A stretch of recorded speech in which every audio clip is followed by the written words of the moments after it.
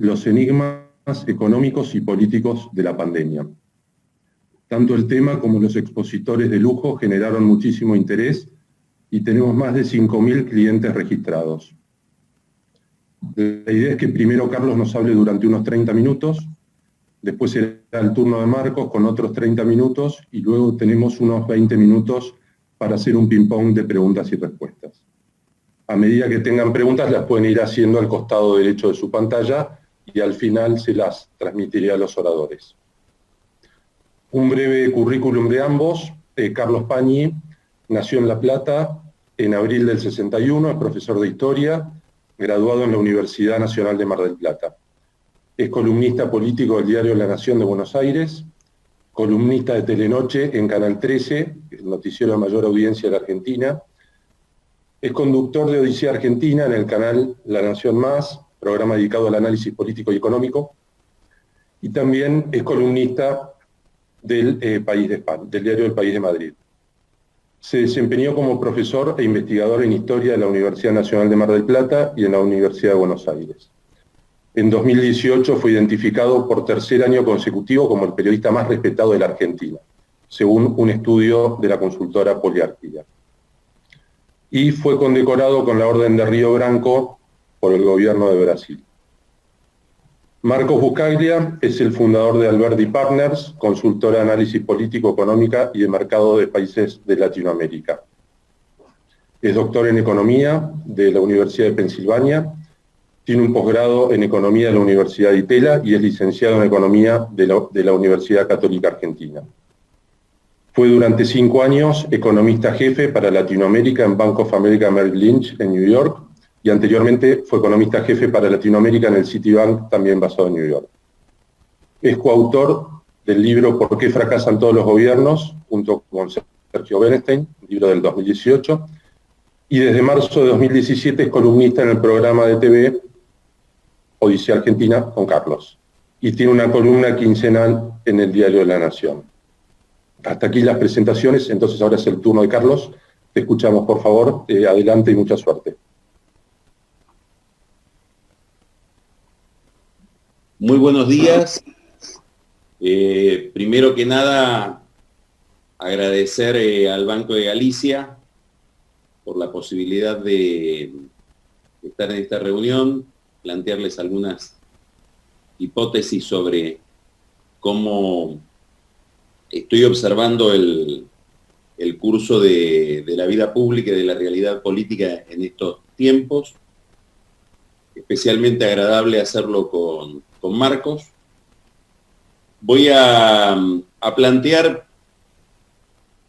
algunas observaciones referidas a básicamente 2 cuestiones. Una, cómo la política está mirando el proceso económico.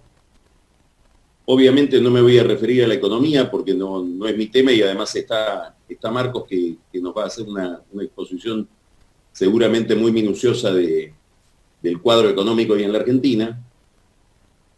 Y voy a tratar de desentrañar o de derivar de esas observaciones, no, por supuesto, ningún pronóstico electoral, porque es imposible formularlos hoy, pero sí podemos plantearnos cuáles van a ser las líneas de acción, los temas, los vectores que van a estar diseñando el escenario electoral del año que viene, sobre el cual tenemos más incógnitas que certezas, porque inclusive no sabemos siquiera quiénes van a ser protagonistas de esa discusión o de esa competencia.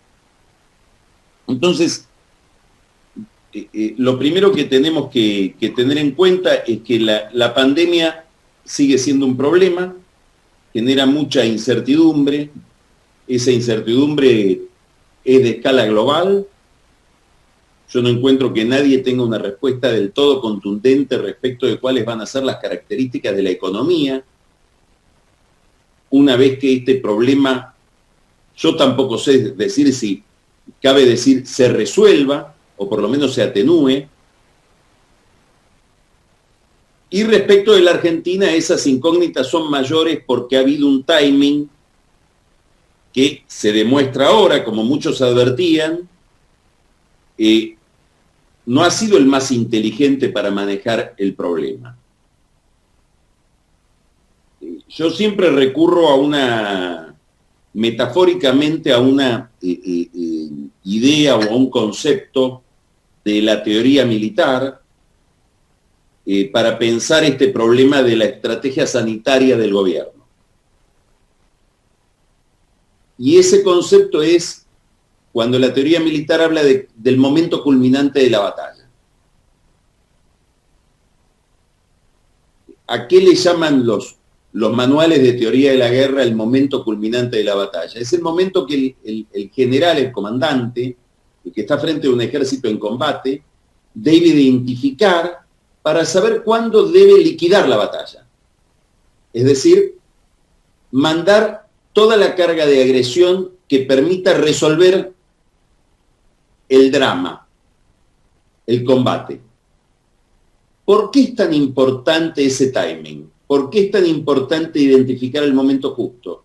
Porque el que está al frente del combate corre el riesgo de, prolongando el desgaste que supone la agresión, desgastarse a sí mismo, y en el momento en que la batalla adquiere o llega a su clímax, ser derrotado, porque gastó las fuerzas en prolongar ese momento, postergarlo y perder justamente el escenario más conveniente. Este era un problema desde el primer día, que lo señaló a mi juicio muy bien el embajador de Brasil en una columna, en un artículo que publicó en el diario La Nación para explicar la situación brasileña, un poco contestándole al presidente que había tenido algunas expresiones muy duras respecto de cómo el gobierno brasileño estaba manejando la cuestión de la peste. Entonces ahí el embajador de Brasil dijo o escribió que no puede haber una contradicción o no se pueden pensar como dos temas separados el problema sanitario del problema económico, porque no hay ninguna cuarentena que funcione si no incluye como variable la variable económica. Entonces, una cuarentena que no piensa el deterioro que la misma cuarentena introduce en la economía es una cuarentena que está destinada a tener un problema enorme. Paul Krugman en New York Times, cuando todo este problema todavía no se había desplegado del todo, comparó lo que estaba pasando con la economía, en especial con la economía de Estados Unidos, con el coma inducido. Esto es la rareza que tiene el fenómeno, es decir, gobiernos que someten a la economía al coma deliberadamente para evitar otros problemas, como el problema del contagio. Ahora, el coma, introducir a alguien en coma, poner a un paciente en coma, tiene un riesgo enorme, que es que se muera. Con lo cual, los males de los que lo quiero aliviar o curar con ese coma se convierten en secundarios respecto de la estrategia que yo mismo apliqué. Bueno, este es el problema de la cuarentena, que pone ahora a las fuerzas políticas, a los que gobiernan, a los responsables, en un dilema complicadísimo. Por eso el presidente anoche, en una larga entrevista que dio en el canal TN con Alfano y con Bonelli, dijo: no hay cuarentena. Bueno, está en un problema discursivo. ¿Por qué? Porque hemos llegado a un punto donde, desde el punto de vista económico y también emocional, a la sociedad se le hace muy difícil seguir aislada, seguir encerrada, con la prohibición de ir a trabajar, más otras tantas prohibiciones, con lo cual la cuarentena se relaja inevitablemente y la gente la desobedece en el momento en que más circulación del virus hay. Entonces, claro, ahora el gobierno tiene que explicar, los gobiernos tienen que explicar por qué me encerraban cuando no había virus y me dejan ir a trabajar cuando tengo más probabilidad de contagio. Y lo mismo vale para los chicos que van al colegio. Les privábamos de ir a clase cuando había virus cero o muy poco, Y ahora que realmente el peligro se desató, ¿cómo es? No hay explicación. Esto, entonces, termina dándole la razón a los que decían que había que administrar de otra manera la circulación de la gente y por lo tanto la circulación del virus. Pero claro, para aplicar esa otra manera habría que haber comprado los reactivos mucho más reactivos, mucho más tempranos, de tal manera de tener una mayor inteligencia en la administración del problema. Este problema es especialmente delicado en el conurbano bonaerense, por eso la voz que más preocupación introduce dentro del elenco oficial de los administradores, de los que gobiernan, es la voz de Axel Kicillof, que está verdaderamente preocupado por lo que pueda pasar en esa región, donde mucha gente, por su situación socioeconómica, no puede practicar las reglas o las recomendaciones que provienen de los ministerios de salud. Bueno, quiere decir que nos encuentra en un problema delicado, el tema de la pandemia, nos encuentra en un momento peor que el que estábamos hace 2 o 3 meses, con una economía mucho más deteriorada. Es decir, una contracción económica con números realmente sorprendentes, no solamente por la dimensión de los números, sino por el nivel de velocidad que tuvo el fenómeno. Esto es muy importante. Digamos, en el caso de los fenómenos colectivos, de los fenómenos sociales, la velocidad le imprime una característica al problema. No es lo mismo una recesión o una caída en el nivel de actividad económica de 21-22% en 4 años, como la que hubo entre el 2002 y el entre el 98 y el 2002, que el mismo nivel de deterioro contraído al lapso de un mes. El trauma que produce, desde el punto de vista económico y político, es mucho más contundente, mucho más corrosivo. Y esto es lo que está pasando. A un país que viene con problemas de más larga duración en este campo. Esto es importante entenderlo, porque esto es lo que está moviendo al electorado. Si miramos las elecciones del año 2019, del año pasado, después me voy a referir de nuevo a esto al final, vamos a ver que un factor importantísimo del comportamiento electoral fue el deterioro social, sobre todo de sectores importantes de la clase media. Gente que se ve empobrecida. No gente que está pasando momentáneamente un mal momento, o que pasa un año o unos meses más ajustada, pero en la misma situación en la que estaba antes de la crisis. No. Estoy hablando de gente que cambia de situación social. Es decir, personas que mandaban su hijo a un colegio bilingüe de determinado monto en la cuota, que los tienen que retirar del colegio, con lo que significa eso para un chico, y mandarlo a un colegio parroquial, o sacarlo del parroquial y mandarlo a un colegio público. Y esas familias van a las reuniones de padres y ven que los padres son otros. Y eso produce un efecto en la gente de enojo, que es el que explica por qué muchos votantes que habían votado a Macri, sobre todo en la segunda vuelta del año 2015, terminaron votando a Fernández a pesar del prontuario, digamos, de muchos dirigentes del kirchnerismo y de las enormes, de los enormes reparos institucionales y morales que puede plantear el kirchnerismo.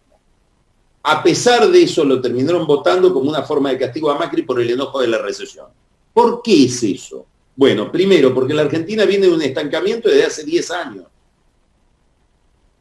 Ese es el entorno económico en el que se desenvuelve la política. Si tomamos los números de empleo desde el año 2012 hasta ahora, en los últimos 8 años, la economía argentina no solo no creó empleo asalariado privado, es decir, empleo formal, sí creó empleo público, sí creó empleo por cuenta propia o actividades por cuenta propia, no asalariada. En general ahí se reduce o se concentra la informalidad. Pero el empleo asalariado, formal, privado, el que está dentro del convenio de trabajo, desde el 2012 hasta ahora cayó 4%. Es decir, la Argentina destruye ese tipo de empleo, la economía argentina. Y eso, por supuesto, tiene consecuencias inmediatas sobre la conformación sociolaboral de la sociedad y sobre la percepción de la política. Dentro de esta línea de larga duración se inscribe la crisis del 2018, que agrega caída sobre la caída o acelera el deterioro. Y así nos encuentra la pandemia. Así nos encuentra la cuarentena y la recesión que procede de la cuarentena. Es decir, se explica entonces que la Argentina tenga una caída en términos relativos mayor a la de otros países. Y que esté frente a un problema muy inquietante. ¿Por qué? Porque antes de la cuarentena, esto lo va a explicar seguramente muy bien Marcos con números, ya teníamos un problema fiscal y monetario muy importante. Entonces acá viene el gran problema, el gran dilema de los economistas. Hoy está permitido hacer preguntas, así que yo dejo una pregunta para Marcos. ¿Cómo se hace para encarar un colapso o un infarto productivo con una caída fenomenal del nivel de actividad si ya agoté o no tengo herramientas monetarias y fiscales como para encarar ese problema? Bueno, este es un dilema enorme en el que está la Argentina, que es un dilema distinto del que tiene un problema productivo, pero todavía tiene recursos económicos, recursos de política económica, fiscales y monetarios como para abordar ese problema. Esto importa ¿por qué? No solo porque nos habla de la profundidad de la caída, que dado que todo el mundo está cayendo mucho, en la noche todos los gatos son pardos. No, el problema que nos tenemos que plantear, la pregunta en la Argentina es otra. La pregunta es, ¿qué velocidad tendrá la recuperación? Y aquí es donde interviene la política. Aquí es donde interviene la decisión política. Aquí es donde interviene como factor de movimiento público el liderazgo. Y ahí nos encontramos con varios problemas. Yo voy a señalar básicamente 3 problemas, que son problemas que la política le aporta a la economía. Es decir, aspectos de la política que hacen que esta situación económica sea más complicada de lo que podría ser, o dicho de otra manera, factores que van a hacer que la recuperación económica sea más lenta de lo que podría ser. Primero, hay un problema en el diseño del oficialismo, que plantea un problema de liderazgo. El diseño de este oficialismo es rarísimo, en términos de poder. ¿Por qué? Primero porque el que tiene los votos no es el presidente, es Cristina Kirchner, que tiene los votos de lo que ha sido históricamente la sala de máquinas del peronismo, que es el conurbano. Ahí está su capital. Quien controla eso en el peronismo controla casi todo. Ella decidió no ser candidata a presidenta. Y que el candidato a presidente sea alguien sin votos, que es Fernández. Bueno, ya es una rareza. No es una rareza inexistente, sin antecedentes. Si vamos a Colombia, Uribe tiene los votos, Duque es el presidente. En Brasil durante muchos años, más de 12 años, Lula da Silva tenía los votos, Dilma durante 8 años era la presidenta. Y después, durante 6 años era la presidenta y después quiso repetir el experimento Lula con Fernando Haddad, que fue el último candidato. En la Argentina conocimos algunas experiencias, probablemente la más típica sea la de Irigoyen y Alvear. Irigoyen tenía los votos, Alvear era el presidente. Alvear hizo una de las mejores presidencias de las que se tenga memoria. No terminó bien el juego entre ellos dos. O sea que esta rareza que estamos viendo hoy no es una rareza absoluta, es una rareza relativa. Ahora, a esta rareza le agregamos otra, que traslada esta excentricidad, digo excentricidad en un sentido etimológico de la palabra, preciso. El centro está afuera, que es Cristina, está como descentrado el poder. La traslado al campo institucional porque el que tiene los votos no se puso como presidente, sino como vicepresidente. Entonces es objetivamente una sombra permanente que se proyecta sobre la figura del presidente. Anoche Alberto Fernández tuvo que volver a aclarar que él es el jefe político. Cada vez que tiene que aclarar que es el jefe político, agiganta la incógnita. Pero esto no es lo más raro. Hemos logrado una rareza todavía superior entre nosotros. Y es que no solamente el que tiene los votos no se postuló como presidente, no solamente se postuló como vicepresidente, es decir, se puso primero en la línea sucesoria para que lo veamos como una amenaza permanente ante la debilidad del presidente, sino que además eligió como candidato a presidente a alguien que no necesariamente lo representa conceptualmente. Es decir, un Fernández que durante 9 años se dedicó a explicarle a la gente que él piensa más parecido a Macri que a Cristina. No sabemos si es verdad. Entre otras cosas porque Fernández es un hombre bastante misterioso en plantear cuáles son sus pensamientos. Muta todo el tiempo. Hay que descifrarlo. Pero hay derecho a pensar, tenemos derecho a pensar de que piensa distinto porque durante 9 años nos estuvo diciendo que pensaba distinto y criticando, pero muy apasionadamente, lo que veía que era el gobierno de Cristina. Entonces esto plantea una enorme incógnita, no solamente respecto de quién tiene el poder, sino de cuál es la orientación conceptual de este oficialismo.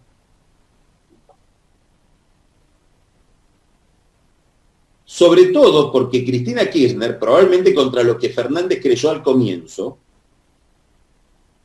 y especialmente después de que su hija volvió de Cuba, en marzo, decidió ejercer el poder de manera mucho más minuciosa, mucho más sistemática y mucho más evidente.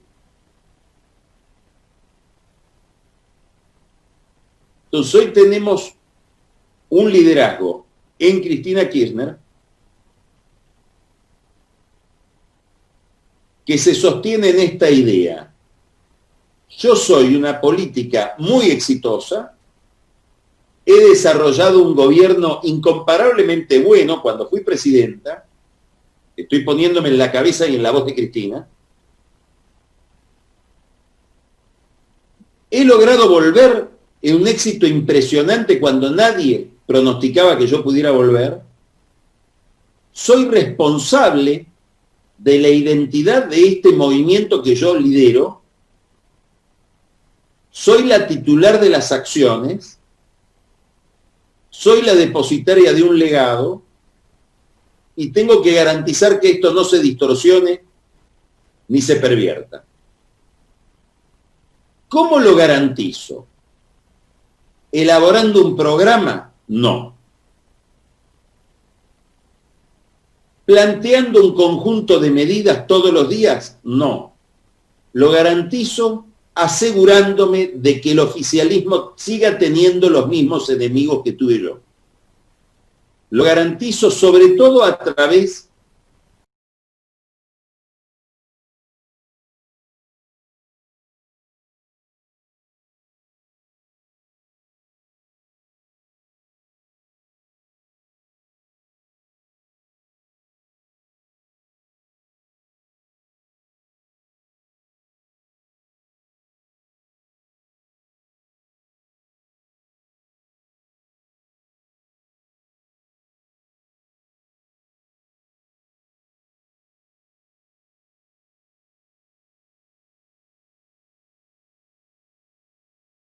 como subsidio, más 15.000 millones de pesos como crédito.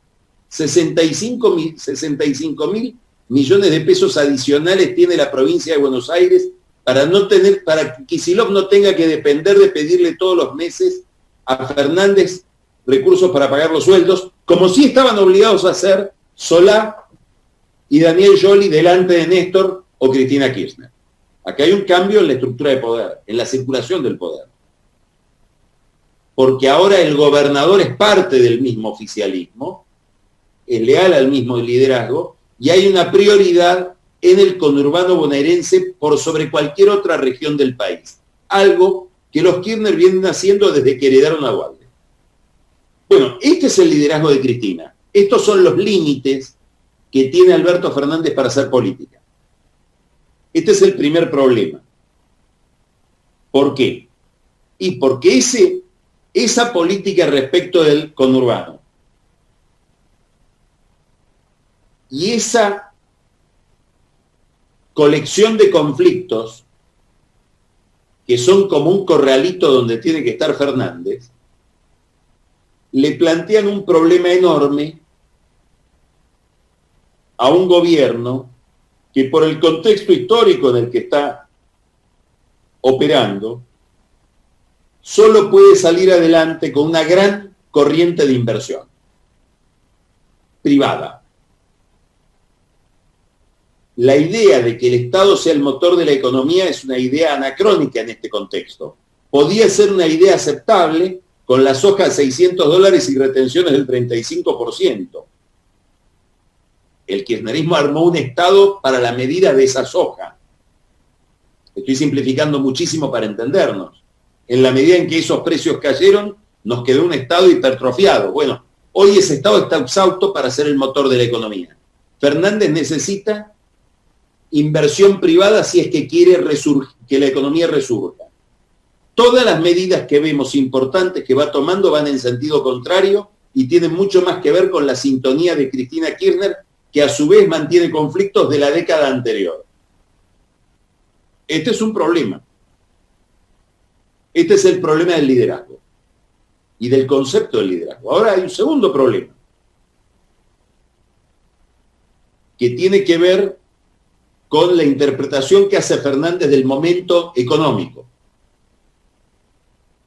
Y esta es una cuestión que también no dejo planteada para Marcos, pero van a ver ustedes que en el planteo de Marcos seguramente vamos a hacer juego respecto de lo que estamos planteando, de lo que estamos diciendo, de lo que estamos mirando. Cada vez que habla Fernández nos dice estamos saliendo del laberinto. Lo volvió a repetir ayer. Lo dijo el lunes cuando hizo el anuncio del nivel de aceptación del canje de deuda. Lo había dicho el viernes anterior. Y repite lo mismo. Dice, yo estoy como con Néstor en el 2003, cuando sacamos a la Argentina del laberinto. Y como con Néstor, privilegio el superávit de comercio, el superávit fiscal, un dólar competitivo, poder exportar. Voy hacia ahí, como con Néstor. Dos problemas tiene este planteo, dos problemas de lectura histórica. A mi juicio, una mala lectura del momento pasado y una mala lectura del momento presente. Primero, porque Néstor, la experiencia del kirchnerismo del 2003, no es que fue hacia el superávit fiscal, no es que fue hacia el superávit de comercio, no es que fue hacia un dólar competitivo y hacia más exportaciones. Todo eso fue el producto de inercias que ya estaban desencadenadas en el último tramo del gobierno de Dualde. Si miramos los números del comienzo del 2003, ya había superávit fiscal, ya había superávit de comercio. El dólar era muy competitivo por la fenomenal devaluación que había producido Dualde cuando llega al poder en el 2002. Probablemente no es que Néstor Kirchner fue hacia esos objetivos, más bien consumió el colchón de ventajas que le habían dejado, sobre todo a partir del 2006, 2007, que es cuando se produce el descalabro previsional y se instala el problema fiscal en el centro del problema argentino, por un problema previsional. que es lo que volvemos a tener ahora. Entonces hay una lectura errónea de qué es lo que pasó. Y hay una lectura errónea del presente, porque esta idea de que salimos del laberinto nos hace pensar que se resuelve el problema de la deuda y comienza una dinámica, se desencadena una dinámica que de por sí nos va a llevar a la normalización. Y pareciera que estamos en otro problema. No es que el 2001 lo tenemos en la espalda y es la crisis que dejó Macri, que es una crisis de gran dimensión. El 2001 lo tenemos por delante, no porque lo que viene sea lo mismo que el 2001, pero vamos, y lo va a describir seguramente muy bien Marcos, hay la posibilidad de ir a problemas cada vez más complejos. Como siempre que pasa que a la Argentina le faltan dólares. Anoche el presidente volvió a hablar de la enorme dificultad que tiene él para resolver qué hacer con el mercado de cambio, dijo que a él no le gustan los cepos o aumentar las restricciones, la dejó picando para que le pregunten si vamos a un desdoblamiento cambiario, pero no se lo preguntaron.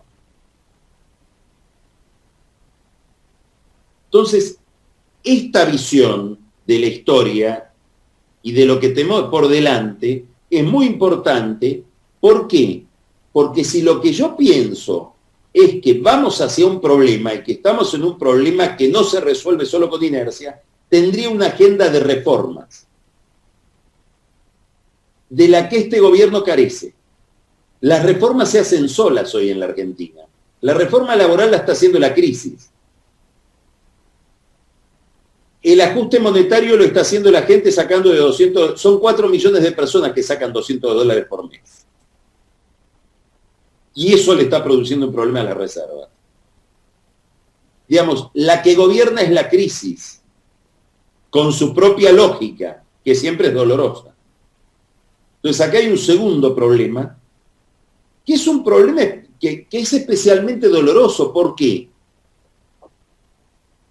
Porque sucedió lo que no estaba previsto que suceda, que es que la crisis sanitaria le dio a Fernández un poder enorme. Llegó a tener 80% de imagen positiva. Esa imagen está cayendo. Hoy debe estar más o menos en 55%, medido por las mismas encuestas. ¿Qué votos va perdiendo? Los votos del centro. Si yo miro la ecuación política en abril, voy a ver que Fernández había un 35% del electorado compartido entre Fernández y Larreta, que son las dos figuras más prestigiosas hoy en la política. Las que mejor cuadrante tienen de opinión pública. Imagen positiva más alta, imagen negativa más baja. Fernández está un poquito debajo de Larreta, sobre todo porque tiene una imagen negativa más alta. Ahora hoy Fernández está perdiendo votos ahí y va replegando su base electoral sobre la de Cristina, precisamente porque Cristina lo está retirando de ahí y porque Cristina con toda inteligencia ve que en la medida en que Fernández arma su propio esquema, su propia agenda, su propia dinámica, eventualmente combinado con un sector de Cambiemos liderado por Larreta, ella pierde protagonismo y él gana autonomía.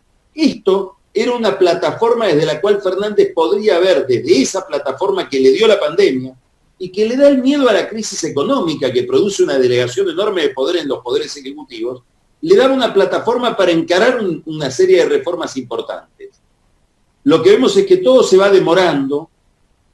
Prometen anunciar 60 medidas que no las han conversado con nadie, y aquel Consejo Económico y Social que tal vez sería importante convocar ahora, más allá de que los consejos económicos y sociales no pueden sustituir al mercado, pueden atenuar algunos problemas de la crisis, pero no se los convoca. Hoy el gobierno está aislado del empresariado y aislado del sindicalismo privado. Entonces esto es lo que Fernández le aporta al problema. Más un tercer problema.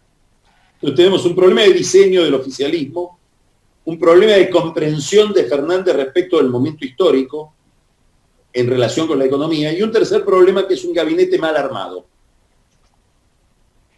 ¿Qué quiero decir con esto? Que en vez de lotear los ministerios por cada fracción del poder o cada grupo dentro del oficialismo, como se hace en los gobiernos que están en manos de coaliciones, donde cada partido se lleva un ministerio, y por lo tanto hay una política clara en cada ministerio, hay un concepto claro de hacia dónde se quiere ir y de quiénes manejan esa área.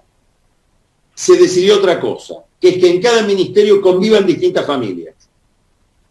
En el Ministerio de Transporte tenemos gente de Massa, tenemos gente de Fernández, tenemos gente de la Cámpora, en Energía pasa lo mismo, en Justicia ni que hablar. ¿Cuál es el concepto de cada área? No lo sabemos. Es el resultado de un diálogo tipo Torre de Babel que no le da tampoco claridad al proceso, pero que además plantea otro problema, que es que en crisis como estas es muy importante la ejecutividad de cada área de gobierno. Porque cuando los gobiernos se enfrentan a crisis de esta dimensión, cada día consiste en resolver 1000 problemas que requieren de mucho poder administrativo y de mucha conducción política. El otro día yo hablaba con una persona que fue ministra ocupó un ministerio durante el gobierno de Duhalde, durante la crisis del 2001. Me decía, mirá, inclusive el presidente te lo regalo, tiene que mirar el largo plazo, que en esos momentos es muy corto el largo plazo. Lo que importa son los ministros y la ejecutividad que tengan, porque son los que te resuelven los 1000 problemas cotidianos que atenúan o que acolchonan el problema de la crisis.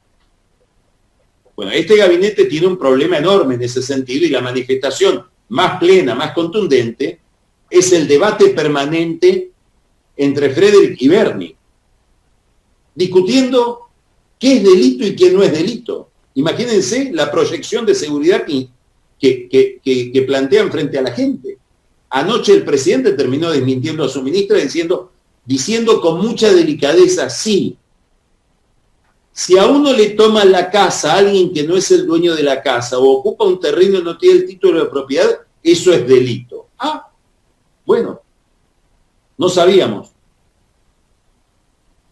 Este debate que vemos en seguridad, más secretamente se da en el tema de la energía, se da en el tema del transporte, se da en el tema de la justicia. Bueno, todo esto que plantea, que probablemente la recuperación sea más lenta, porque no hay una claridad en la conducción del país. Y que sea más lenta, ¿qué significa?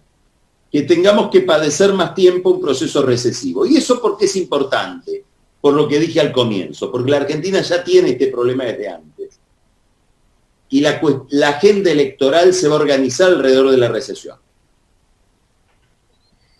Entonces, y voy terminando con esto, la gran pregunta para el año que viene, la pregunta electoral, es la siguiente.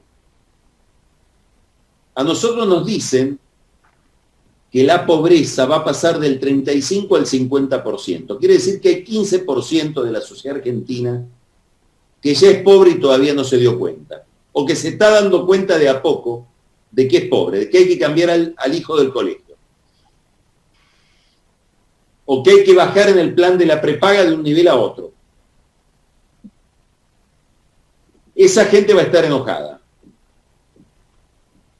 Hay 3 sectores sociales, como todos sabemos. Hay un sector ahí arriba, 15% de la sociedad, que puede sustraerse del rigor más fuerte de la crisis. Inclusive puede irse. 25.000 pedidos de residencia fiscal tiene hoy sobre la mesa el embajador de Uruguay en la Argentina. 25.000 pedidos de argentinos que quieren radicarse en Uruguay. Son los que pueden irse. Hay otro sector abajo que están tan mal, pero tan mal, viven semividas en lugares horrorosos del conurbano, de los conurbanos, en una pobreza que ya es estructural. ¿Qué es una pobreza estructural? ¿Qué es la pobreza crónica? La pobreza que no es modificada siquiera por un milagro económico. La Argentina podría tener un milagro económico y esa gente seguiría igual, salvo que uno haga un shock de tratamiento del problema.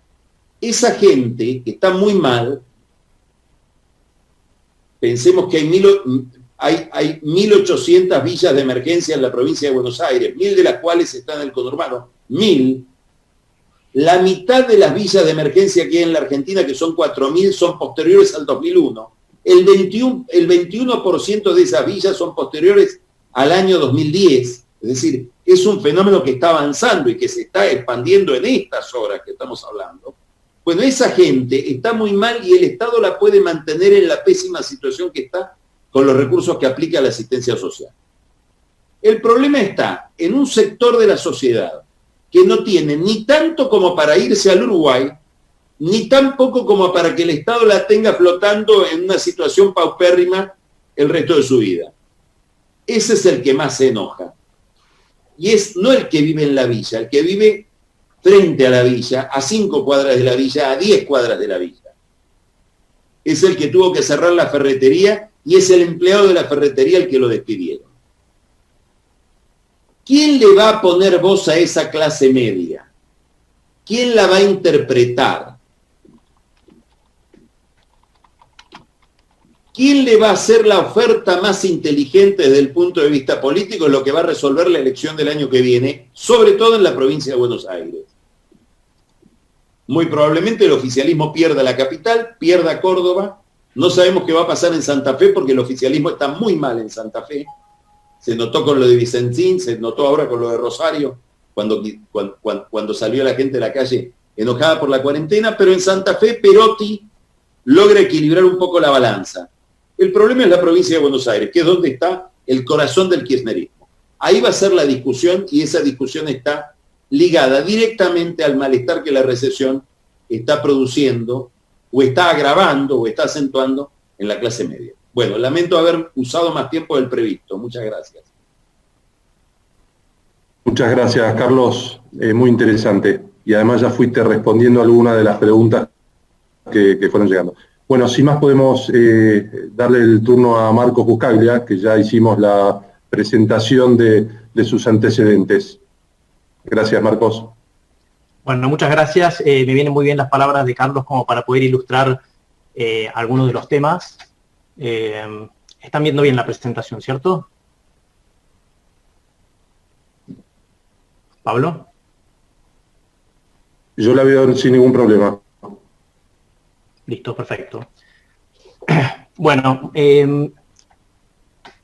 voy a hablar básicamente de 3 temas. El primero es un tema de qué es lo que está pasando en el mundo y en Latinoamérica y comparar con el enfoque argentino, haciendo eco de cosas que dijo Carlos.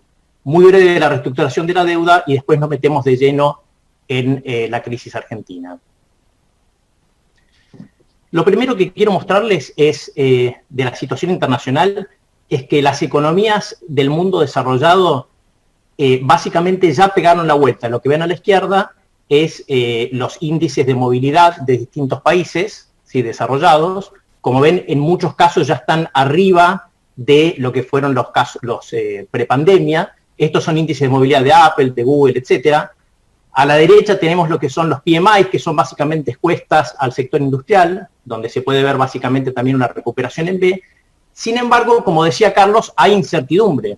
No hay incertidumbre sobre cuál va a ser la velocidad de salida, porque están resurgiendo los casos en muchos países, incluyendo en España, en Estados Unidos, etc. Es decir, hay una incertidumbre acerca de cómo va a ser la salida de la continuación de este tema, si va a dar una segunda ola, si se va a dar una vacuna antes de que esto ocurra. Entonces, esta es la situación, la salida relativamente rápida, pero con incertidumbre sobre cómo sigue. Yo creo particularmente que la salida de la crisis a partir de ahora, a partir de que está la normalización por haber reabierto las economías, por haber básicamente levantado las cuarentenas, a partir de ahora vamos a ver una recuperación lenta en el mundo. Primero porque la incertidumbre sigue, o sea, sigue esta incertidumbre sobre cómo va a ser de aquí en adelante. Pero segundo porque hay al menos 5 factores que me dan la impresión que van a hacer que la recuperación en el mundo, estoy hablando, no me refiero a Argentina todavía, sino en el mundo, sea lenta. Lo primero es que va a haber muchas empresas quebradas y muchas empresas zombie. ¿Qué es una empresa zombie? Una empresa que se endeudó para salir de la crisis, pero básicamente la deja con un nivel de deuda tan alto que la hace menos dinámica, ¿sí? Segundo tema, la desglobalización. Me voy a referir un poquito más abajo a esto mismo.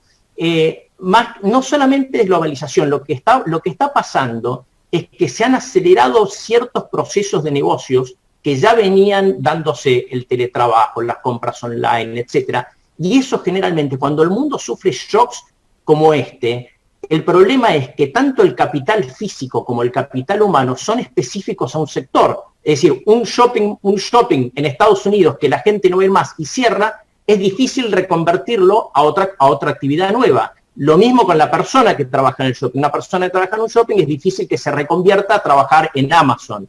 Entonces, esta obsolescencia de capital físico y humano generalmente genera un desempleo alto, tanto de capital como de personas por un tiempo. Tercero, un sistema financiero relativamente dañado, no roto pero dañado, es decir, las quiebras le van a generar créditos malos, un aumento de los créditos malos a los bancos en el mundo.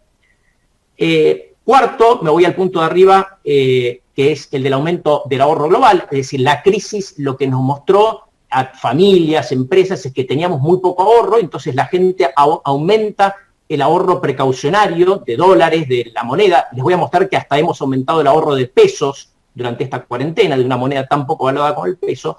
Entonces, generalmente uno este ahorro precaucionario lo tiene en activos poco riesgosos. Y lo último es que para salir de la crisis, como decía Carlos, los que pueden, lo que han hecho es aumentar muy fuertemente su política monetaria, su expansión monetaria y su expansión fiscal. Tienen, fíjense a la derecha, un gráfico de lo que es la expansión del balance, es decir, como si fuera la expansión de la plata que emitieron. La Reserva Federal, fíjense, es la parte azul, la gran expansión. El Banco de Japón no tanto, el Banco Central Europeo un montón. Es decir, había una expansión monetaria de, fíjense, básicamente más de 3 veces lo que fue la expansión monetaria, o 2 veces lo que fue la expansión monetaria durante la crisis 2008-2009. Y también una expansión de la deuda pública. Fíjense, lo que tienen en la tablita de abajo es la expansión de lo que va a quedar la deuda pública de países desarrollados y de Estados Unidos, dentro de ellos, como porcentaje del PBI. Son niveles de deuda pública que en el pasado originaron problemas, porque para hacer de un nivel de deuda pública tan alto, o tenés que crecer mucho, ¿sí?, que como les conté antes es difícil, o tenés que aumentar mucho tu ahorro en forma permanente, como hizo Japón. O sea, Japón aumentó el ahorro en forma permanente y tiene una deuda de 200 puntos del PBI y no es un problema, difícil para países como Estados Unidos, o tenés que salir con inflación. Y esto es lo que creo que vamos a ver más adelante en el tiempo. Vamos a ver una economía global más lenta que en el pasado, con ciertos sectores dinámicos, todos los sectores ligados a la economía verde, la economía digital, muy dinámicos, pero en general una economía más lenta y probablemente con más inflación, si bien esto obviamente es objeto de debate. Pero yo creo que eso es lo que vamos a ver de la situación global en el mediano plazo después de la pandemia. De corto plazo, algunas cosas nos benefician. Carlos hablaba de Kirchner, de cómo se veía Alberto Fernández Kirchner. Por ahí llega a tener la suerte que tuvo Kirchner, yo no creo, pero fíjense lo que está pasando. En el gráfico de la izquierda tienen el dólar contra un conjunto de monedas de países desarrollados. La línea azul que va para abajo, los norteamericanos cuando presentan un tipo de cambio y va para abajo es una depreciación, es decir, el dólar se está depreciando contra el euro, el yen, etcétera, y generalmente cuando el dólar se deprecia contra otras monedas, lo que pasa es que suben los precios de los commodities. Miren lo que está pasando a la derecha, cómo a partir de que se deprecia el dólar, ¿sí?, se deprecia el dólar, empiezan a subir los precios de los commodities. Fíjense, sobre todo el cobre, la línea azul, el petróleo, los alimentos menos porque habían caído menos también, pero básicamente estamos en un proceso de subas de precios de commodities impulsados en parte por la depreciación del dólar, y en parte esta depreciación está ligada a este aumento diferencial muy grande del balance del Banco Central de Estados Unidos con respecto a otros balances. Esto nos puede llegar a beneficiar, pero en un contexto, como les dije, de una economía global que va a estar relativamente lenta. Ahora bien, el gran evento para mirar que va a impactar a todo el mundo, obviamente, es la elección. Hasta hace poco la elección de Estados Unidos parecía ya, ganada por Biden. Básicamente, en el margen, si miran el gráfico de la izquierda, hay un pequeño achicamiento en las encuestas y sobre todo hay un achicamiento en los estados que son pivotales. En Estados Unidos se sigue eligiendo presidente por colegio electoral y hay ciertos estados como Pensilvania que son pivotales. Entonces, esto es lo que pasa. ¿Y qué es lo que está pasando? Así como Carlos decía que Alberto Fernández va y tiene que afirmar que él es el que toma las medidas y tiene que afirmar ciertas cosas negar ciertas cosas que negándolas es como que las está afirmando. Lo que está pasando estos días es que Biden está teniendo que salir a decir que él no está detrás de toda la violencia que se ve, de toda la violencia que se ve, y al negarlo, obviamente, pone ese debate, el debate de la ley del orden, en el centro del debate, y saca del debate el mal manejo que tuvo Trump de la cuarentena. Entonces, esto es lo que estamos. Ahora, desde el punto de vista económico, para ser prácticos y lo que nos impacta en Argentina, ¿qué podemos esperar? Y bueno, de Trump lo mismo que antes, o sea, un refuerzo de lo que venía haciendo, es un vivir con lo nuestro, estilo Estados Unidos, o sea, toda la idea es sacar producción de China y llevarla a Estados Unidos, ¿sí? Probablemente México se beneficie algo, pero la idea es sacar producción de China, tiene distintos planes para hacer esto, con créditos impositivos, etcétera. Va a intentar bajar impuestos, dudo que pueda, porque básicamente los demócratas, es muy probable que sigan controlando la Cámara Baja, y vamos a ver un déficit fiscal alto. Es decir, esto es populismo, esto es una especie de peronismo del norte, con cierre de la economía, impulso fiscal, y bueno, como ellos emiten una moneda que sí la gente demanda, van a tirar por más tiempo, van a salirse con la suya por más tiempo, pero probablemente esto genere desórdenes económicos en la economía global, más en el mediano plazo.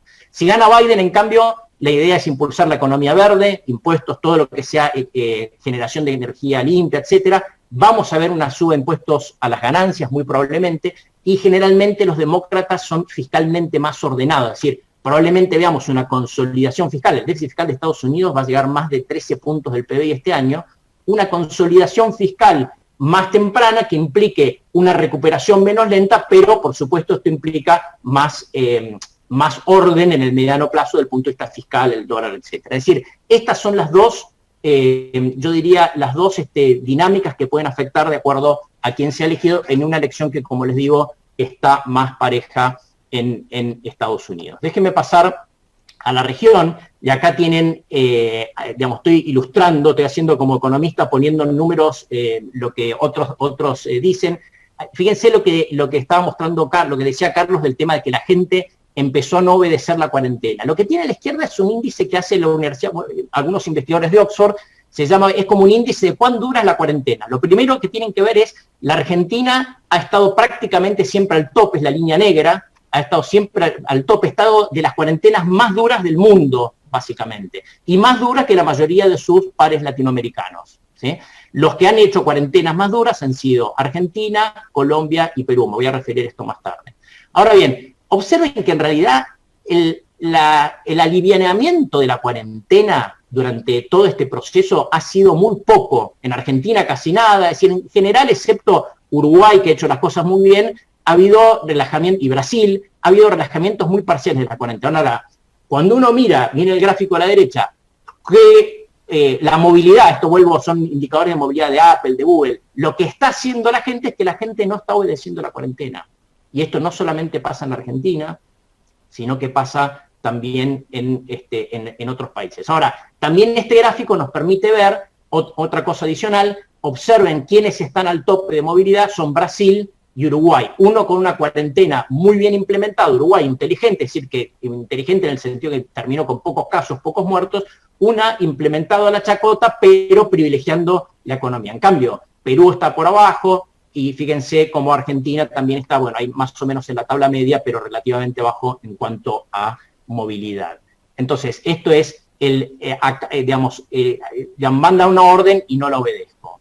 Ahora bien, ¿qué es lo que está pasando? ¿Cuál es el problema? Es que los que implementamos cuarentenas duras somos los que peor estamos en el margen. Fíjense, a la izquierda tienen ajustado por población los números de casos, a la derecha el número de muertos. ¿Quiénes estamos al tope? Colombia, Perú, Argentina, ¿sí? Son las economías que básicamente además más sufrieron en la región, sobre todo la de Perú y la Argentina en términos de caída del PBI, y las que tienen, en el caso de Argentina, fíjense, somos el peor caso en el margen, porque tenemos una curva de número de casos positiva, y de número de muertos también positiva. No en el stock, es decir, cuando uno mira el total de muertos por habitante y el total de casos, en el eje horizontal tiene el total de casos. Acuérdense que el total de casos hay que mirarlo tomárselo con un poquito de de sal porque depende del testeo y la Argentina tenía un testeo mucho peor que el de Chile, por ejemplo, mucho más bajo que el de Chile, casi un cuarto que el de Chile, pero lo que hay que mirar entonces es el número de muertos. Y el número de muertos, la Argentina todavía está relativamente abajo de la tabla. Pusimos acá el dato de fin de julio, porque en agosto hubo un deterioro. Fíjense cómo nos estamos acercando a la parte media de la tabla, pero todavía básicamente relativamente bajo, aunque como les mostré antes con pendiente creciente. Ahora, ¿qué es lo que quiero mostrarles acá? Primero, desde el punto de vista sanitario, es muy difícil mapear qué acciones a resultados. Sí hay casos bien claros. Uruguay hizo las cosas bien y está muy bien situado. Pocos casos, pocos muertos. Hacer las cosas bien es mucho testeo, rastreo, aislamiento, políticas responsables de la gente de aislarse voluntariamente. Eso es voluntario. Brasil hizo todo para la chacota, la gripeciña, y le fue mal.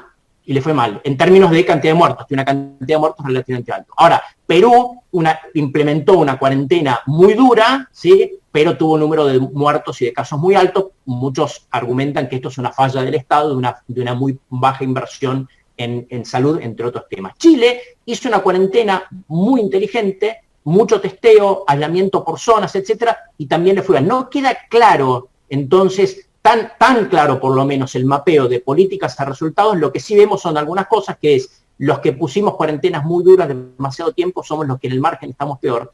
Y otra cosa importante es que al final haber cuidado la economía está pagando. Fíjense lo que es el aumento de la confianza del consumidor en Brasil, el gráfico de la derecha. Ahora les voy a mostrar algo que dijo Carlos. Estas son las aprobaciones presidenciales de los presidentes. Observen, Perú es la línea de arriba, Alberto Fernández es la línea celeste, está Duque, que es el de Colombia, la línea punteada. Como todos son los que más subieron, pero los que más están cayendo, ¿sí? En cambio, observen la línea colorada, donde básicamente Bolsonaro, la aprobación presidencial está subiendo. Es decir, haber cuidado de la economía le está pagando a Bolsonaro, y está castigando básicamente a los presidentes que pusieron cuarentenas muy duras. Y esto también se ve en los pronósticos. Estos eran los pronósticos del Fondo Monetario para junio, pero observen que difieren bastante de lo que los economistas vamos midiendo mes a mes o semana a semana, inclusive en Brasil. Brasil, en algún momento se pensaba que la economía, los economistas locales, iba a caer 6,7%, ahora están en menos de 5,5%, es decir, esto se va moviendo. Hay un gran optimismo con respecto a la economía de Brasil. Chile, el consenso está, falta hacer una actualización, porque es -6, pero en el medio surgió todo este tema de sacar el 10%. La gente en Chile pudo sacar el 10% de lo que tenía ahorrado en los fondos de pensión, y la gente de menos recursos, inclusive todo lo que tiene el fondo de pensión. Esto es un impulso de varios puntos del PBI. El Banco Central de Chile ayer, en su pronóstico, está más o menos entre -4 y -5. Es decir, observen en cambio Argentina, -2,5, bueno, Perú con una caída muy alta. Es decir, haber cuidado la economía, como decía Carlos, un enfoque que no solamente tenga en cuenta la parte sanitaria, sino la parte económica, es importante, porque al final las economías se protegieron, y como vemos, por lo menos en esta historia que todavía no está terminada, básicamente ni siquiera nos está pagando demasiado en términos de sanitarios, porque tenemos una pendiente de casos muy alta, con una positividad de casos muy alto y una cantidad de muertes creciente, y esto es básicamente por haber aplicado no solamente una cuarentena muy larga y muy dura, sino por no haber tenido una política inteligente de testeo, rastreo y aislamiento. Es decir, falta de capacidad del Estado, básicamente. Bueno, voy a ir rápidamente a la reestructuración de la deuda, y les voy a mostrar algunos números, y después vamos a la parte principal. La reestructuración de la deuda está terminada exitosamente. Ahora bien, tengamos en cuenta un tema de timing. Entre la reestructuración de la deuda y el acuerdo del Fondo Monetario probablemente le lleve a este equipo económico 15 meses. Ecuador hizo lo mismo, reestructuración de la deuda y acuerdo con el Fondo Monetario en solamente 3 meses. O sea, el timing es importante, porque obviamente tener abierta la reestructuración de la deuda, tener abierto el programa con el Fondo Monetario, agregan un nivel de incertidumbre a la economía innecesario, como vemos cuando comparamos con otros países, con otro país que logró hacerlo rápidamente. Y justamente, fíjense que una diferencia es que Ecuador tiene un mando unificado de la economía, a diferencia de Argentina. Entonces, Les voy a mostrar dos gráficos para que vean que esto solamente compra tiempo. Primero, el de la izquierda es solamente la deuda ley extranjera, es decir, lo que se estuvo negociando todos estos meses. La línea azul muestra lo que eran los vencimientos de intereses y capital de los bonos anteriores, es decir, los bonos emitidos en 2005 y 2010 y los bonos emitidos durante el gobierno de Macri. Y la línea colorada es los vencimientos de los bonos nuevos, los bonos reestructurados. Entonces, lo que ven es que esto es un gran alivio para este gobierno, algo de alivio para el que viene, y a partir del siguiente ya hay que pagar mucho más de lo que pagábamos antes. Esto es un tema. Entonces, básicamente compra tiempo. En el gráfico de la derecha hacemos lo mismo, pero le agregamos dos cosas. Le agregamos básicamente la deuda ley local, que también está reestructurándose, la deuda en dólares ley local, y la deuda con el Fondo Monetario, que fíjense que hay vencimientos, estos vencimientos de la línea azul, es decir, lo que existía antes de la reestructuración. Hay dos barras muy altas porque básicamente hay vencimientos de más de 15.000 millones de dólares por año con el Fondo Monetario en 2022 y 2023. Entonces, lo que hicimos nosotros es suponer que la reestructuración con el fondo va a lo que se llama un Extended Fund Facility, que es un programa de 10 años. Esto es objeto de debate, mucha gente dice que Argentina va a pedir un programa parecido al que pidió el gobierno de Macri, que se llama un Standby Agreement, porque la gente piensa que el Standby Agreement tiene menos requisitos de reformas estructurales que un Extended Fund Facility que es a largo plazo. Y esto, en mi opinión, no es correcto. En mi opinión, el Fondo Monetario va a pedir reformas estructurales o no si piensa que el país para repagarle necesita hacer reformas estructurales. Y la pregunta se responde sola. La Argentina necesita hacer reformas estructurales para poder repagarle al Fondo Monetario, como les voy a mostrar en la filmina siguiente. Entonces, yo creo que el fondo le va a pedir reformas estructurales, le va a pedir reforma impositiva, le va a pedir reforma del sistema de pensiones y le va a pedir reforma de la Carta Orgánica del Banco Central como mínimo.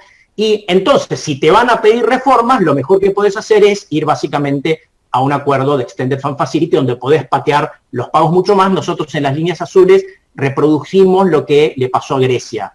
Estos son miles de millones de dólares pateados a 10 años. Entonces, básicamente lo que ven es que ocurre lo mismo, es decir, si todo reestructurado, deuda ley local, deuda ley extranjera, Fondo Monetario, implica un gran alivio para el primer gobierno, menos para el otro, y después ya pagos mucho más altos. Es decir, esto nos compra tiempo. ¿Tiempo para qué? Bueno, para crecer y tiempo para ordenar fiscalmente la situación. Entonces, lo que les voy a mostrar es un ejercicio, no son nuestras proyecciones, un ejercicio para mostrarles que mismo portándose bien la Argentina, mismo haciendo la tarea, básicamente la deuda sigue muy alta. Es decir, lo que quiero decir es que hay muy poco espacio para el desvío acá. Este ejercicio tiene una caída, en ese momento nosotros estamos pronosticando una caída más o menos 13, ahora estamos un poquito más optimistas con respecto a la caída de este año y menos optimistas con respecto a la recuperación del año que viene. En ese momento cuando lo hicimos, esta era la proyección, no es un cambio temporal nada más.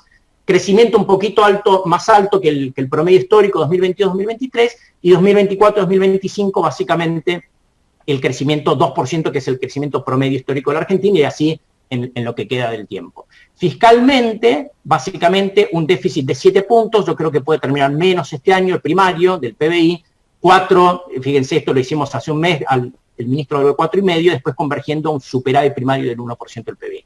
Con estos supuestos, más algunos supuestos obviamente de tipo de cambio, inflación, tasas, básicamente, fíjense cómo la deuda, si bien empieza a bajar, empieza a converger a una deuda más baja, queda más alta que cuando empezó el problema. A fin de 2017 la deuda bruta de la Argentina era de más de 50% del PBI y al final los problemas empezaron en abril de 2018. Entonces, lo que quiero decir es que hay muy poco espacio si no hay un cambio de política económica, que como vemos por lo que dijo Carlos parece difícil, básicamente el mercado me parece que no va a estar demasiado entusiasta con respecto a la deuda. Queda la duda igual, ¿qué va a pasar con el riesgo país? O sea, ¿qué va a pasar con la tasa de interés de los bonos?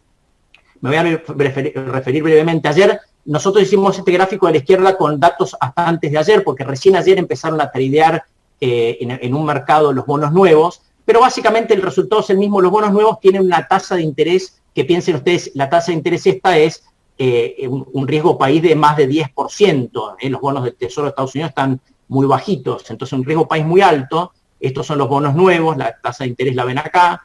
Entonces la pregunta es cómo nos van a mirar los que compran esto. Bueno, nos van a mirar con países parecidos, no se asusten por el vecindario, pero el vecindario es este es el vecindario con el que nos miran. Dicen, ¿cuál es el credit rating que dan Standard & Poor's, Fitch, Moody's a los distintos países parecidos a la Argentina? Según nosotros, Argentina la van a calificar más o menos acá, puede ser entre este y este. Entonces nosotros creemos que más CCC más que B menos en la calificación crediticia cuando las calificadoras salgan a calificar la deuda nueva. Y básicamente los que están en ese vecindario son Angola, Mozambique, un poco mejor Camerún, Salvador, Irak, Nigeria, espero no haberlos deprimido ya a esta altura. Ghana miran mucho algunos inversores, y son todos retornos, fíjense, hay distintos retornos obviamente, pero lo que nos quiere decir todo esto es que en general uno ve que son retornos menores que los que hay acá. Entonces hay una posibilidad de que haya una compresión de lo que se llama el riesgo país a algo más parecido, donde la tasa termine cerca del 10, es decir, que los bonos nuevos tradeen bien y que eso comprima el riesgo país. ¿Pero cuánto?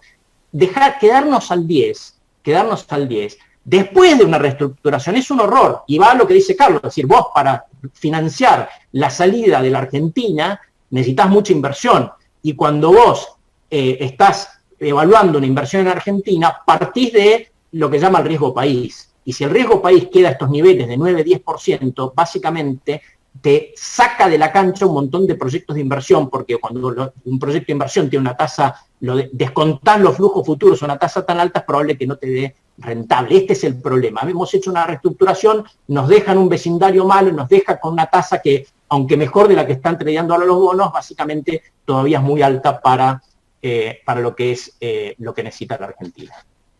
Bueno, como dijo Carlos, una caída muy grande de actividad. Observen los números del EMAE, mes contra mes, menos 10, menos 17,6, después recuperación en mayo y junio. En julio pusimos el dato de Liga, porque no está, el Liga es de Orlando Ferreres, no está todavía el dato del INDEC.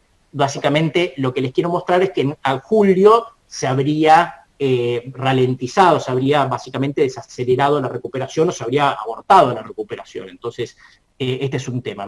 Empezamos bien la recuperación y después se desaceleró.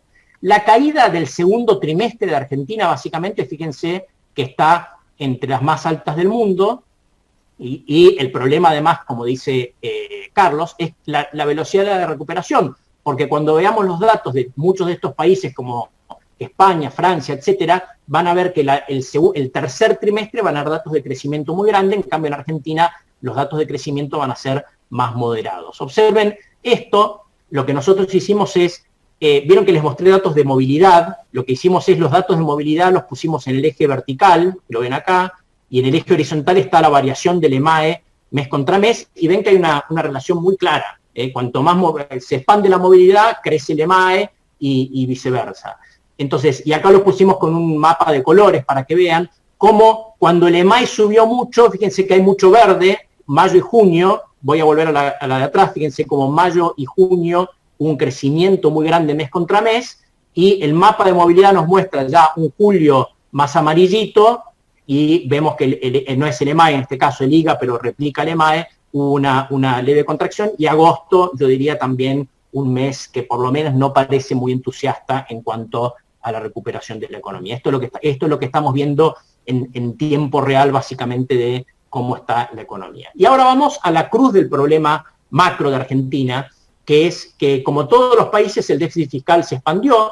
Observen el número de resultado primario del PBI como porcentaje del gobierno nacional como porcentaje del PBI, como básicamente Cambiemos fue ajustando y este ajuste obviamente cayó. Esto es lo normal, o sea, es lo que debería pasar, o sea, en cualquier país del mundo están expandiendo, digamos, para poder básicamente, digamos, atenuar la recesión. Además, hay un tema de caída de recaudación en todo el mundo. En el margen vemos un poco mejores números fiscales. La recaudación de ayer salió relativamente mejor, además, no solamente porque la actividad algo recuperó, sino porque en agosto está los vencimientos de ganancias y bienes personales que van a seguir por algunos meses. Entonces, un poco de mejora, pero una situación fiscal complicada. Ahora, ¿cuál es la diferencia de Argentina con el resto del mundo? Que acá todo eso, todo ese financiamiento sale del Banco Central, ¿no? Entonces, fíjense, esto es el financiamiento del Banco Central como porcentaje del PBI, acá los ceros sobran, disculpen, es como estamos llegando al 6% del PBI de transferencias del Banco Central para financiar el gobierno. Comparen con esto, en otros lugares del mundo los bancos centrales no financian al gobierno, excepto en situación de crisis donde lo financian directamente, como el Tesoro de Estados Unidos, como la Reserva Federal comprando bonos del Tesoro. Acá es financiamiento directo, y esto lo que redunda es que la base monetaria, medida año contra año, es la línea azul a la izquierda, se va acelerando. El gobierno de Cambiemos cometió el error de ser demasiado duro en la política monetaria. Fíjense, esto es un crecimiento cero. Este era el programa del Fondo Monetario que fue, en mi opinión, un horror. Le costó, yo creo, la elección a Cambiemos, básicamente, y después empieza a expandirse. Estamos en casi 80. Dentro de la base monetaria tiene dos partes, el circulante, que son los billetes que tenemos nosotros en el bolsillo, y los encajes que están en los bancos. La parte que tenemos en el bolsillo está creciendo a más del 100%.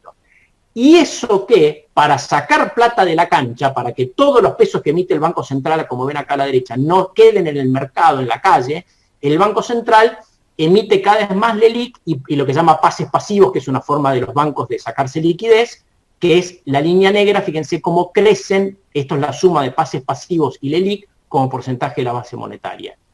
Entonces, a pesar de que esteriliza, los economistas le llamamos esterilizar, es sacar de la cancha pesos cada vez más, mediante LELIQ y pases pasivos, la base monetaria crece, el circulante crece más, y ya estamos viendo básicamente algunos efectos en la inflación. La inflación de agosto es probable que venga más cercana a 3% comparado con inflaciones en julio y junio, más cercanas al 2% mes contra mes. Para comparar, si bien obviamente este comportamiento inflacionario argentino es mejor por ahora de lo que fue el año pasado, en Latinoamérica la inflación durante estos meses fue prácticamente cero, en Brasil, Chile, Colombia. Esto es como punto de comparación. Acá tenemos una inercia y tenemos una emisión monetaria que nos mantienen con la inflación relativamente elevada. Ahora bien, ¿cuál es el problema? El problema es que el gobierno tiene que seguir emitiendo un montón de plata hasta fin de año, y si no hace nada, y ahí vamos si no hace nada y si no consigue financiamiento voluntario del Fondo Monetario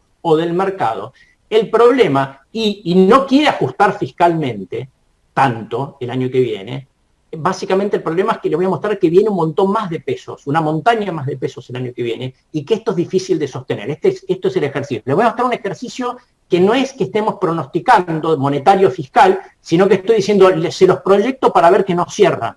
Y que esto, cuando una cosa no cierra, es que terminan distinto las cosas, y que les voy a mostrar, al final va a terminar con una devaluación. Pero básicamente, primero déjenme mostrar los números 2020. Los números 2020 ya tenemos datos hasta julio, y lo que hicimos es proyectar hasta fin de año. Pienso que, por eso digo que podemos terminar un poquito mejor, básicamente, que 7% de déficit primario. Entonces, básicamente, ahora fíjense lo que está pasando.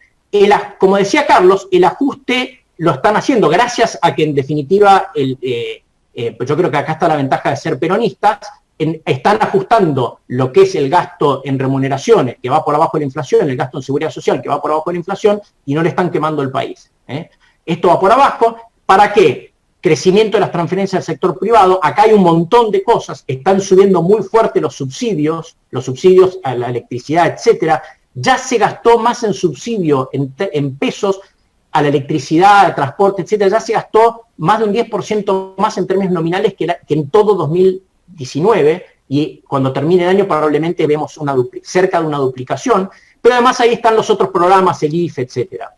Transferencias a las provincias, lo que decía Carlos. Acá estamos el mantenimiento de la paz social del conurbano y quizás la compra de votos. No estoy hablando de corrupción, pero estoy hablando de compra de votos para otros gobernadores, para que le digan a sus diputados de qué votar.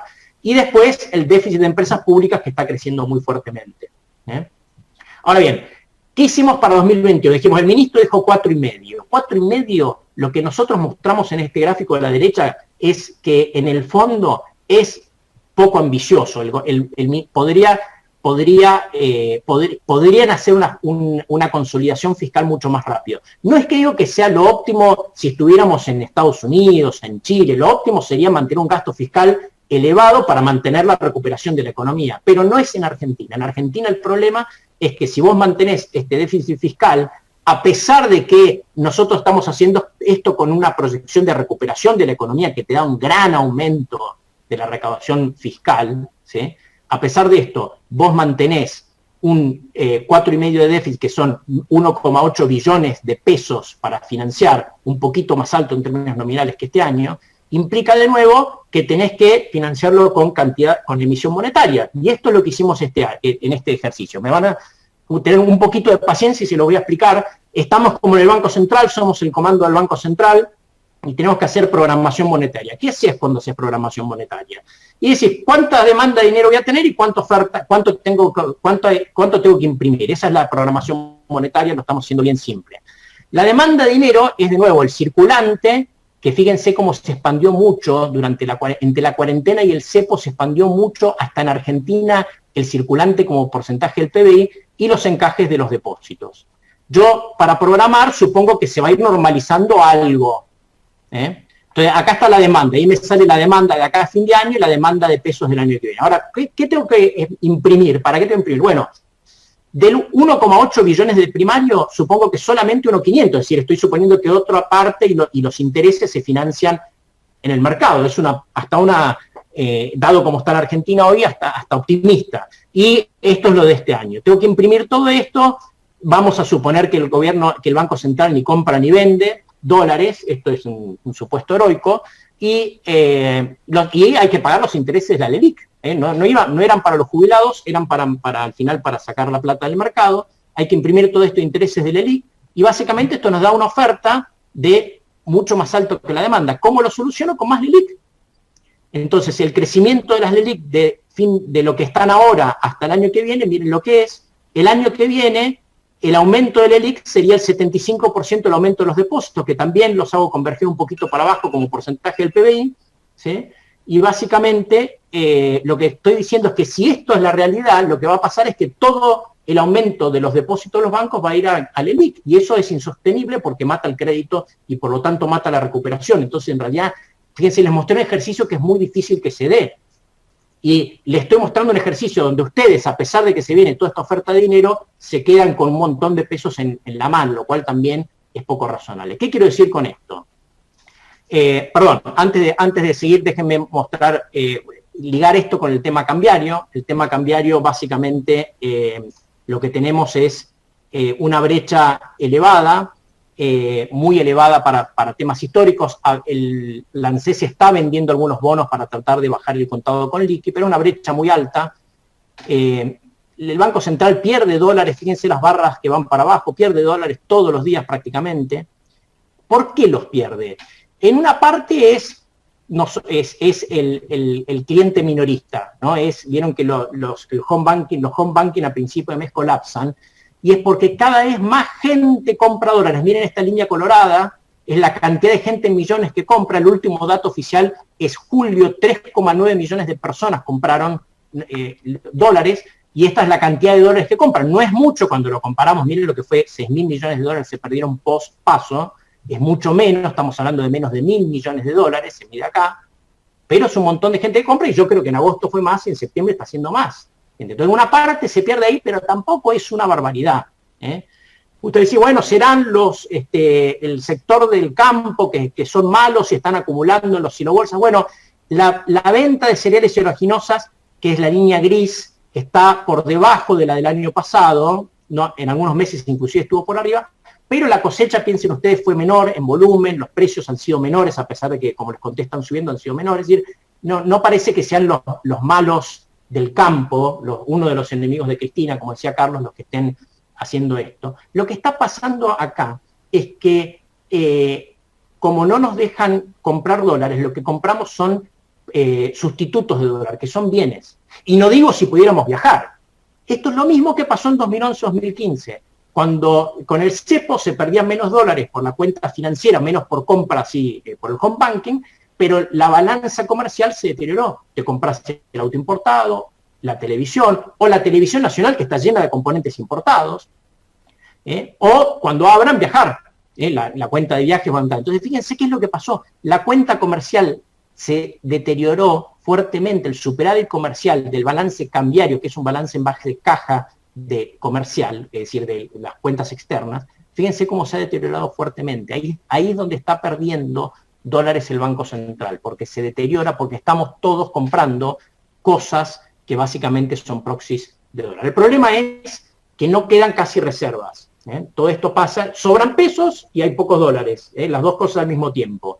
Entonces, y esto volvemos a dónde está parado Alberto Fernández, dónde está parado. En cierto sentido, él está parado, en mi opinión, en 2011 empeorado. En 2011 pusieron el cepo para evitar la pérdida de reservas, pero en ese momento había muchas más reservas. Entonces, es un 2011 empeorado, porque pusiste el cepo, tenés la dinámica de la brecha que te hace eso, que la gente compra y compra dólares, pero básicamente ahora tenés mucho menos dólares. Si le sacamos a las reservas del Banco Central, que son estas, ¿no? Ahora ya cayeron de 43.000, incluso esto es del dato con el balance semanal del 24 de agosto, creo, 27, si le sacamos los depósitos de los bancos, que son los encajes de depósitos que ustedes probablemente tengan en el banco, depósitos del gobierno, el swap con China, etcétera, el oro se podría vender, Colombia vendió oro, pero si acá venden el oro, decís, si venden el oro, ¿qué nos queda, no? Que quedan muy pocos dólares. Entonces acá el problema es este. Vos, lo óptimo, ¿qué sería? Preguntando, ya viendo quizás respondiendo en parte, lo óptimo sería, bueno, hagamos un programa serio, consistente, fiscal, monetario, de impulso, de amigamiento con el sector privado, amigarse con el sector privado, y en ese contexto generar confianza, como decía el Sogaray, un shock de confianza es lo que necesitaría la Argentina, y para eso se requieren muchas cosas, desde la macro hasta la micro, ¿sí? Y en ese contexto sí habría que devaluar el tipo de cambio oficial para perder menos reservas en el tipo de cambio oficial. Es un golpe, pero lo haces de una vez y después ya, navegás con eso. Como fue en el 2000, no se necesita la devaluación de 2002, pero básicamente necesitas devaluar algo del tipo de cambio oficial. Ahora les muestro por qué. Eso sería dentro de un programa con el fondo, con algo de financiamiento del fondo para decir, bueno, yo en vez de emitir 1,5 billones de pesos el año que viene, necesito emitir menos, porque me financia parte del fondo. Es decir, macro y micro para traer inversión, para que demandemos pesos. Eso no va a pasar, como estamos viendo. Entonces, ¿cuáles son los sustitutos? Los sustitutos es comprar tiempo, todo comprar tiempo. ¿Qué es el sustituto? Bueno, te pongo más restricciones, te impido importar libros, te impido importar no sé qué, te impido distintas cosas. Bueno, con eso no me funciona. Bueno, tengo también bonos, tengo bonos del ANSES y el Banco Central tiene un montón de bonos ley local que ahora los canjearon. ¿Por qué no vendemos parte de esos bonos? Ya aparte vieron que el ANSES empezó a vender y algunos dicen, ¿por qué el Banco Central no vende también parte de esos bonos? Tiene a precios a valor facial 23.000 millones, a precio de mercado 10.000 millones de dólares, un montón. Es como vender reservas, una muy mala venta de reservas, porque el precio de mercado es 13-14%, pero una venta de reservas. ¿Va a ser eso? Probablemente hagan un poquito, yo creo que no le va a funcionar, pero acuérdense que acá el nombre del juego es posponer, dilatar. Entonces, si hacen esto, van a poder dilatar un poco la devaluación del peso, pero si no logran el shock de confianza, no la van a evitar. ¿Por qué? Porque al final lo que estamos es que el peso al tipo de cambio oficial, la línea azul, esto es ajustado por inflación a serie bien larga, fíjense. La colorada es lo que se llama multilateral, es decir, el peso contra todas las monedas que comerciamos, el real, el dólar, etc. La azul es con el Estados Unidos. En el multilateral estamos igual que el promedio histórico, cuando vos estás en una crisis, tenés básicamente que estar mucho más depreciado, porque el tipo de cambio es como un amortiguador de los shocks. Cuando tenés una crisis global y local, el tipo de cambio debería estar mucho más depreciado, debería estar en niveles por acá, más o menos, ¿sí? Al blue, fíjense que estamos bien depreciados. Por eso les digo, si ustedes lograran confianza, el blue, vos dirías, yo tengo pesos, voy a comprar dólares al blue, y no, porque si yo tengo confianza y micro y macro y hago todos los deberes y pongo un equipo económico unificado y serio, lo que va a pasar es que la línea esta va a ir convergiendo para abajo. ¿Qué significa converger para abajo? Es que la inflación le va a ganar a la devaluación, con lo cual, con un programa de confianza vos te quedás en pesos y comprás bonos indexados a inflación, no comprás todos los dólares que podés, pero no va a pasar eso, ese es el problema. Y cuando no va a pasar es que dilatan probablemente aceleren un poquito la tasa de depreciación diaria, te pongan más restricciones, pero eso, si no logran confianza, no funciona, y lo único que va a hacer es posponer lo inevitable, que es que en algún momento va a tener que venir una devaluación del tipo de cambio a nivel oficial. Si la hacen bien, como les digo, dentro de un programa, funciona. Si la hacen mal, miren lo que fue una devaluación, inclusive teniendo muchas más reservas, la devaluación de Kicillof de enero de 2014, con esto ya termino, básicamente, devaluó, ¿sí? Y la inflación se lo comió rápidamente a la devaluación. Entonces, las devaluaciones mal hechas, lo único que te hacen es que aceleran la tasa de inflación posterior sin solucionar nada. Entonces, básicamente, bueno, déjenme terminar ahí, y acá están algunas proyecciones, un par de, nada más, recomendaciones prácticas. Los que están trabajando en empresas, pequeñas empresas, inventarios de insumos, mejor tenerlos elevados, por una cuestión financiera y por una cuestión de acceso a insumos importados o que se pricean en dólares. Y del punto de vista financiero, los sobrantes de efectivo, obviamente para mí es mejor tenerlo en activos ligados al dólar y al ser, aunque obviamente si la devaluación es grande, nada te garantizan, digamos, nada es a prueba de balas, vamos a poner así, pero me parece que protege más el capital. Y con esto termino mi parte. Gracias. Muchas gracias, Marcos. Muy completa, además también, como en el caso de Carlos, fuiste respondiendo las preguntas que iban llegando sin saber que estaban llegando. Bueno, un ping-pong, 3 o 4 preguntitas para cada uno, ¿les parece? Empiezo con vos, Carlos. Las preguntas son bastante recurrentes.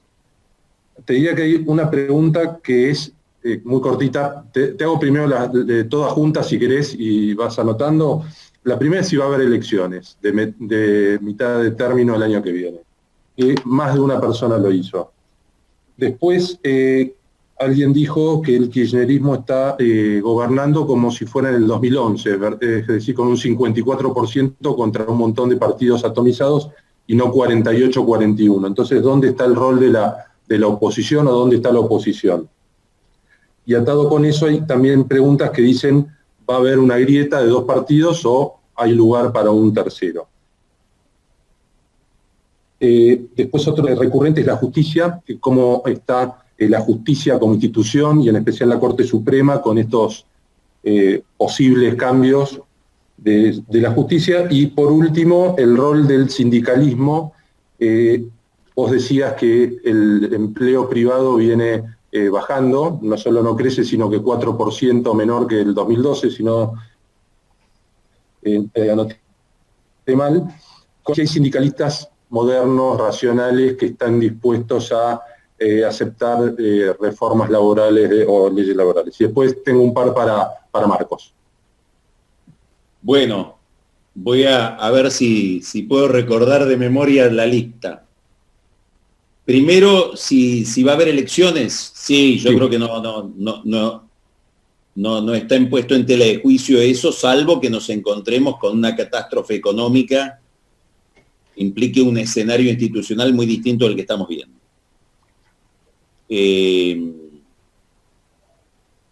Puede haber alguna discusión respecto de las primarias, como siempre hay. Siempre le aparecen a los gobiernos la tentación de suspender las primarias, porque las primarias ordenan el espacio opositor, le sirven más a la oposición que a los gobiernos. Entonces los gobiernos se tientan siempre de tocar algo ahí, pero no. Creo que por ese lado no va a haber problema. Había una pregunta sobre la justicia. Antes que esa, ¿cuál era? La oposición, como ves. La oposición, bueno. Es verdad, hay algo que no dije, me parece muy importante decirlo. Creo que enmarca lo que dije yo y lo que dice Marcos. Y es que este kirchnerismo actúa, opera en un contexto muy distinto de la experiencia anterior, sobre todo de la experiencia que fue del 2011 al 2015, y de toda la experiencia anterior. Por 2 razones. Primero, hay una oposición unificada que obtuvo el 41% en las elecciones. Es muy interesante el debate en el Congreso, la dificultad para ponerse de acuerdo en el procedimiento para tratar las leyes, porque es una especie de diálogo medio irracional, donde la oposición no puede entender que esté gobernando de nuevo el kirchnerismo, y es como que le niega legitimidad, y como que una inercia siente que están gobernando ellos todavía. Y no, a ver, lo que dice el gobierno es: nosotros tenemos la mayoría, queremos tratar las leyes que nosotros queremos tratar. Pero también es cierto que hay un kirchnerismo que le cuesta muchísimo entender que tiene enfrente una oposición con el 41% de los votos. Y no una oposición del 17% como la de Wiener. A ver, en el 2011 la oposición era 46%. 46% de la gente no votó al gobierno, 2011. Pero con un nivel de fragmentación tan grande que la mayor masa crítica que se podía acumular era de 17%, que era lo que obtuvo Wiener. Bueno, hoy tiene un fenómeno, digamos, es un kirchnerismo que tiene que actuar con una cancha mucho más equilibrada. ¿Por qué esto es tan importante? Porque las hegemonías anidan, prosperan en la diferencia entre el primero y el segundo. Es muy difícil pensar en una hegemonía sin oposición fracturada. Miren Venezuela. La otra diferencia con la experiencia anterior es que es un populismo sin plata. Y eso nos obliga a reflexionar sobre el concepto de populismo. Un populismo sin plata es un populismo mucho menos viable. Un populismo que tiene que ir a un acuerdo con el fondo es mucho más raro que el que conocimos en la época anterior, en la época de Kirchner y de Cristina, donde el superávit que obtuvieron al comienzo, tanto de comercio como fiscal, le puso a la Argentina una especie de membrana de aislamiento donde era posible vivir con lo nuestro. Bueno, ahora tenemos que de alguna manera acordar con otros y por lo tanto aceptar reglas, atenernos a reglas. Eso es muy importante. Esto respecto de la oposición, ¿no? Ahora, claro, la oposición tiene todo un debate para darse. Es un debate difícil, hacia adentro, que es ¿por qué perdieron? Y es un debate sobre política económica, es un debate sobre la sensibilidad que tuvo la oposición respecto a un fenómeno tan doloroso como es la recesión. Van a tener que tener un discurso respecto de ese pasado para poder ir al presente y hablarle a la gente. Es decir, para hablarle a ese señor enojado por la recesión, van a tener que darle una explicación de por qué la recesión de Macri. Y esto determina todo un debate interno dentro de Juntos por el Cambio. En el fondo es el debate más sustancial entre Larreta y Macri, que son los dos grandes actores de esa interna, de toda la interna de Juntos por el Cambio. Macri tiene un problema enorme para reconstruir un discurso económico, por lo tanto lo que pretende o lo que desea o lo que siente es que el eje de confrontación con el gobierno debe ser institucional y debe ser enfatizar los aspectos autoritarios y las desprolijidades institucionales del gobierno. E ir pintando al gobierno como un gobierno con el cual, dadas sus condiciones institucionales, no se debe hablar. Y del otro lado vemos una variante de Juntos por el Cambio que tiene menos problemas para hablar de economía y que cree que hay que establecer un diálogo con el gobierno, con Alberto. Porque deteriorarlo a Alberto y aislarlo a Alberto es potenciar a Cristina. Esta es una idea que está en la cabeza de Larreta, en la cabeza de Cornejo, presidente del radicalismo, en la cabeza de Lustó y Nosiglia, que estuvieron almorzando con Alberto el viernes de la semana pasada, en la cabeza de Carrió. Novedosamente, Carrió hoy no está en una posición de intransigencia frente al gobierno nacional, frente a Alberto Fernández. Más bien cree que el Fernández va a tener un problema con la gente, que no debería tener un problema con la oposición.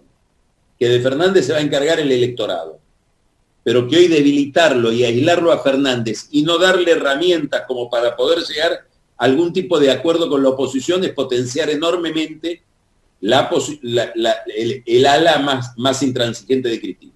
Ese es el panorama un poco de la oposición. La justicia.